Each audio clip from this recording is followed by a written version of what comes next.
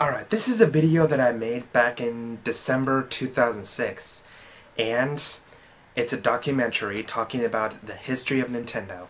Now, back in my media class, my teacher was putting up a project for us to do that's a still image documentary to use the Ken Burns effect.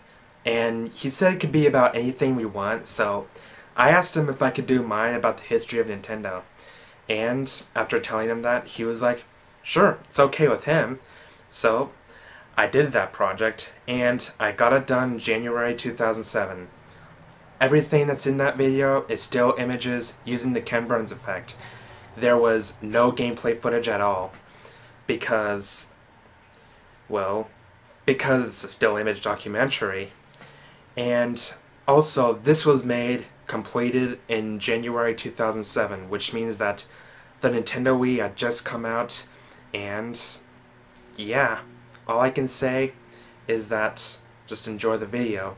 I've been keeping it for a while now, so I think it's time for me to upload it on YouTube. So, check it out.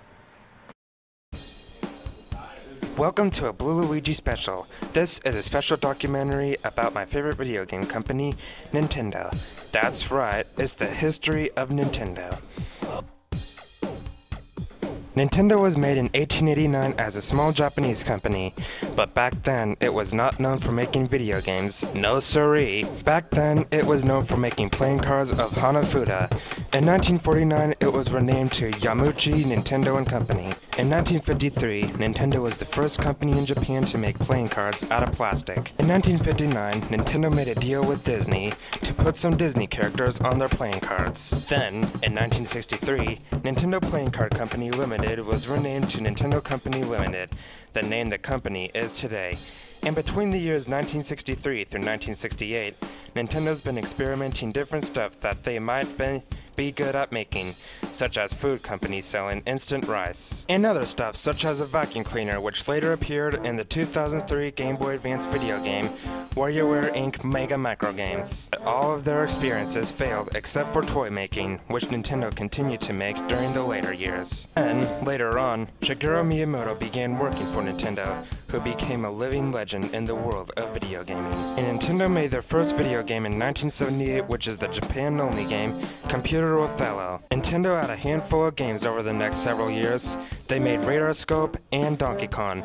The massively popular Donkey Kong was one of Nintendo's first popular games, and it featured the debut of Nintendo's mascot Mario, but he was known as Jumpman. The success of Donkey Kong later led to the sequel Donkey Kong Jr., and Mario was played as the villain. Mario later had his own game in 1983 titled Mario Brothers, and it marked the debut of Mario's brother Luigi. The success of Nintendo's Donkey Kong and Donkey Kong Jr.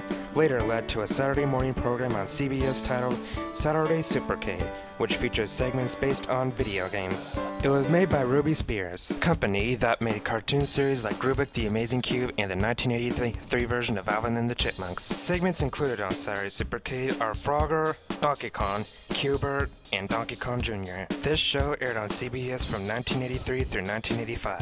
In 1984, Nintendo released Donkey Kong 3 on the arcade systems. In 1985, Nintendo released their first system in the USA called the Nintendo Entertainment System, with Super Mario Bros. Being the first game to be released for the NES. In 1986, Nintendo released their first Metroid game for the NES, and then, in 1987, Nintendo released the very first game of the popular Legend of Zelda series. It became a big hit after its first release, and it started the whole Legend of Zelda franchise. In 1988, Nintendo released its first Legend of Zelda sequel, Adventure of Link, which is the first and only Zelda platform game made.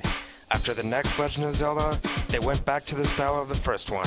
In 1988, Nintendo released Super Mario Bros. 2, which is the US version of the Japanese Famicom game Doki Doki Panic, but uses Mario characters instead. In 1989, DiC Entertainment purchased their rights to Nintendo to make the Super Mario Bros. Super Show, a weekday syndication show airing live-action segments and animated segments played by Captain Lou Albano and Danny Wells. On Fridays, the Super Mario Bros. Super Show would replace the animated Mario segments with the Legend of Zelda animated segments. In 2005, the complete series of The Legend of Zelda was released in a 3-disc box set with 5 Mario live-action segments included along with some of the Zelda episodes. In 2006, the complete series of the Super Mario Bros. Super Show was released in 2 volumes including live-action segments, previews for The Legend of Zelda, and the original commercial items.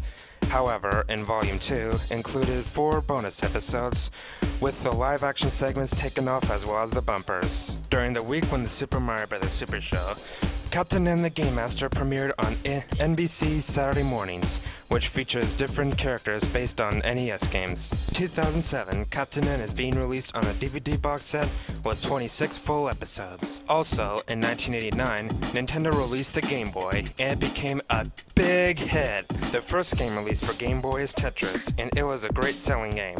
In 1990, Nintendo released Super Mario Bros. 3, and that became the best-selling Mario game ever made. But so big that DiC Entertainment made a cartoon series based on it titled The Adventures of Super Mario Bros. 3, which is the sequel to the Super Mario Bros. Super Show. In 1991, the Super Nintendo Entertainment System was released, with Super Mario World being the first game to be released. In 1992, Nintendo released Kirby's Dream Land for the Nintendo Game Boy, which is the first game to feature the pink character Kirby, but in this game he wasn't actually pink. In 1993, Kirby's Adventure was released for the NES, and it featured Kirby as the pink character we know today.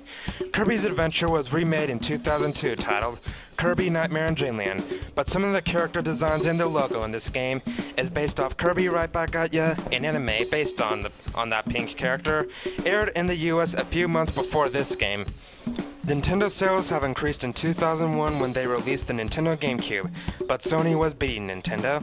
In 2006, Nintendo released the Wii, which plays good games and it has a virtual console in it, so you could download some classic Nintendo games. Nintendo has been going on for many years, and while we went over its history, they are still out there making video games. That's all for now. I hope you enjoyed my documentary.